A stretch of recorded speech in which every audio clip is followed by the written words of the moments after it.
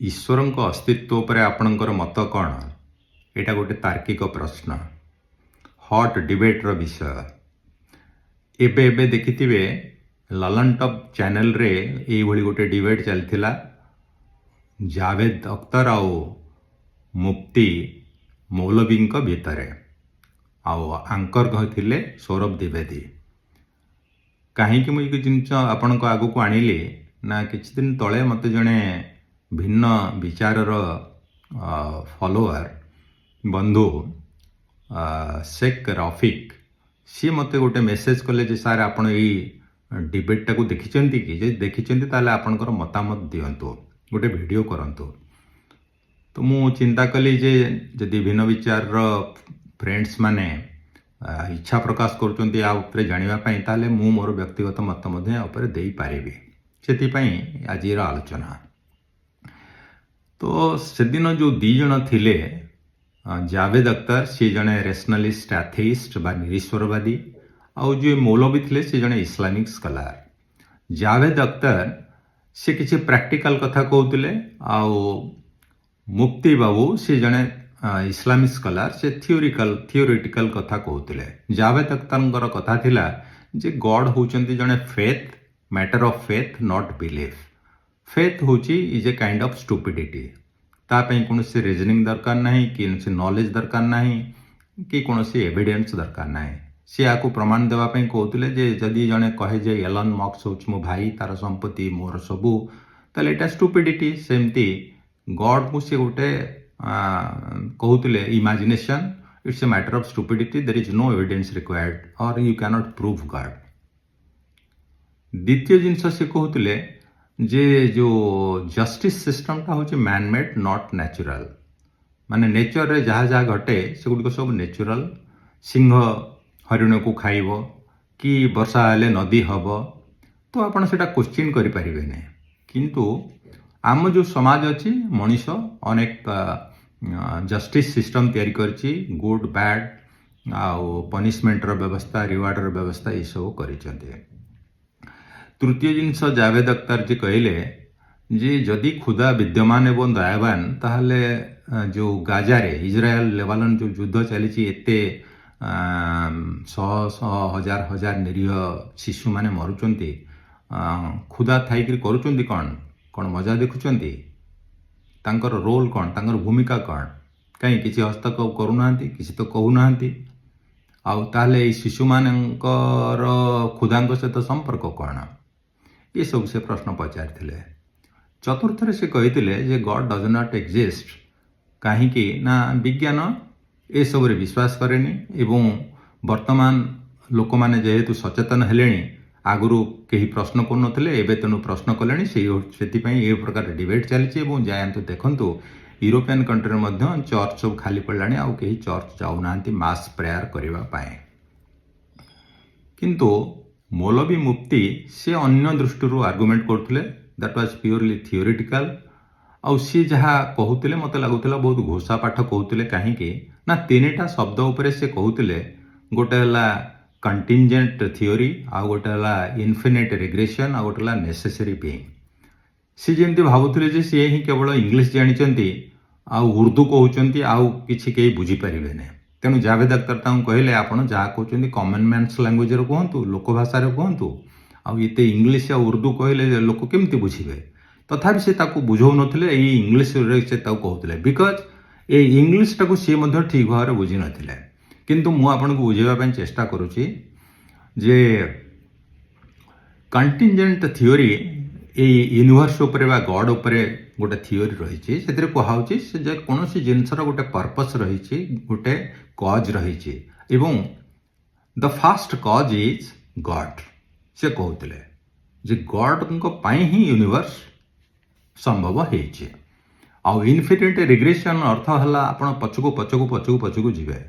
ମୋବାଇଲଟେ ଆପଣ ଧରିଛନ୍ତି, ମୋବାଇଲ କେମିତି ଆସିଲା, ତା ପୂର୍ବରୁ କେମିତି ଆଉ ଜଣେ ଚିପ୍ସ କରିଥିଲା, ତାକୁ କିଏ କଲା, ତାକୁ କିଏ କଲା, ଇଞ୍ଜିନିୟର କଲା, ଇଞ୍ଜିନିୟରକୁ କିଏ କଲା, ଏମିତି ଗଲେ ଲାଷ୍ଟରେ ଦେଖିବେ ଯେ ଭଗବାନ ହିଁ ସବୁ କରିଛନ୍ତି ବୋଲି ତାଙ୍କର ମତ। ଆଉ ଭଗବାନଙ୍କ ପୂର୍ବରୁ କିଛି ନଥିଲା। ଆଉ ନେସେସରୀ ବିଇଂ ହେଲା ଯେ ସମସ୍ତଙ୍କ वेलफेयर पाई गोटे नेसेसरी बीइंग दरकार सी हेले ईश्वर से समस्त मंगल कामना करती ये तीनटा जिनस से करुले तेबे प्रश्न उठिला जदि घंटाटे तैयारी करने गोटे कारीगर दरकार माठियाटे तैयारी करने गोटे कारीगर दरकार तो से कारीगर बा कुंभार ताकू किए तैयारी कला ता बापा ताकू किए तैयारी कला ता बापा एमती ता बापा गले कौटिकी आम पहुँचवा निश्चित भाव में जड़े लोक पाखरे एबे प्रश्न होची जदि लास्ट लोकटा है भगवान ताहले से भगवान को पुणी किए तैयारी कले आपण कहे अरे भगवान कौन किए तैयारी कर भगवान तो निजे स्वयं सृष्टि से तो अनंत तांकू किए तैयारी कर एठी आस्थेइस्ट माने प्रश्न करते भगवान को जदि कहीं तैयारी न करि पारिबे तांको जगह यूनिवर्स को रखि दियंतु यूनिवर्स को कहीं तैयारी करना से मध्य सेमती स्वयं संपूर्ण स्वयं चालित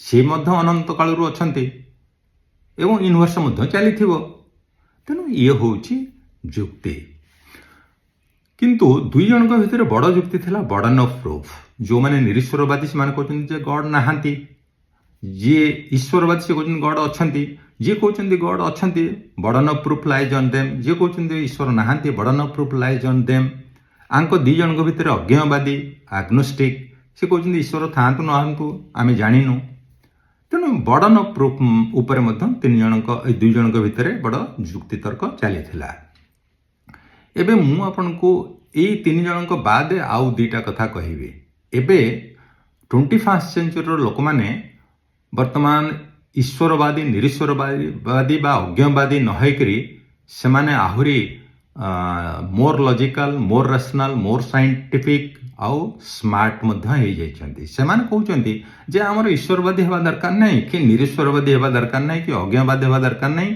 वी आर आपाथेइस्ट ईश्वर अनाग्रहवादी आमे इग्नोस्टिक आमे ज्ञानवादी कौन से दीटा अंक आप बुझे चेष्टा करंतु जो माने ईश्वर अनाग्रहवादी बा आपाथेइस्ट से माने कहते ईश्वर थांतु न थांतु मते फरक कौन पड़ुची मोर तांके सहित कनेक्शन कौन तांकर मो सहित कनेक्शन कौन मु मो काम करुच्ची सी अच्छे जगह था काम से करूँ आफ्रिकार गोटे जगार सलीम जोली बोली गोटे लेबरर अच्छी जदि अच्छी मो सहित तार कनेक्शन कौन से जगार अच्छी मु जगार अच्छी सी जदि सेठी नाही ताहले भी कौन मते फरक पड़ुची तो सिमिलारली ईश्वर आफ्रिकार सलीम जोली भाया कौटी जी अच्छा मत किसी फरक पड़ुनी जदि नहांती ताहा भी मत किसी फरक पड़ुनी मु मो परिसर रे काम करुच्ची बस दैट इज दैट आ गोटे कथा सी कहते आम इग्नोस्टिक आम प्रश्न पचारू जे तुम जो ईश्वर कथा कहूच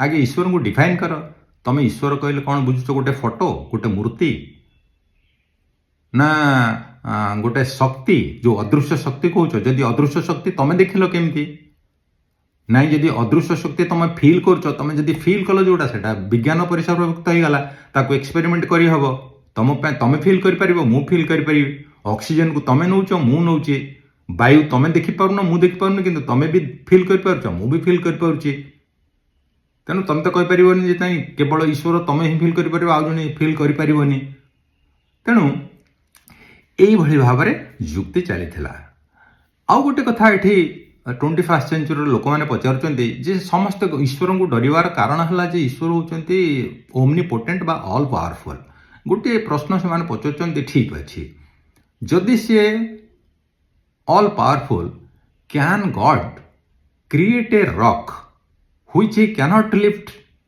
ओडियार है ईश्वर एमती गोटे पत्थरटे तैयारी करदे पारिबे जोटा सी निजे टेकी पारिबेनी एते बड़ कि एते ओजनदार पत्थर से तैयारी करें कि आउ थे पचारुचे ईश्वर एभली गोटे ओजनदार पत्थर तैयारी करें कि जोटा को सी निजे टेकी पारिबे नाही या उत्तर कौन हम जदि हाँ ताहले सी केमती ऑल पावरफुल हे से तो टेकी पारना ताने से ऑल पावरफुल नुहति सी एत बड़ पत्थरटा को एत ओजनदार पत्थरटा को टेकी पारना जदि से तैयारी करें नाही ताने से ऑल पावरफुल भी नुहति कारण से तो तैयारी करना तेणु यही जुक्ति चले तेणु it is always wise to be apatheist and humanist and happy human being. Thank you very much आपण आपनकर मतामत दियंतु आओ पुणी जदि कौन एमती विषय कौन बंधु रिक्वेस्ट करती मुझे चेष्टा करी मोर मतामत देवाई। नमस्कार।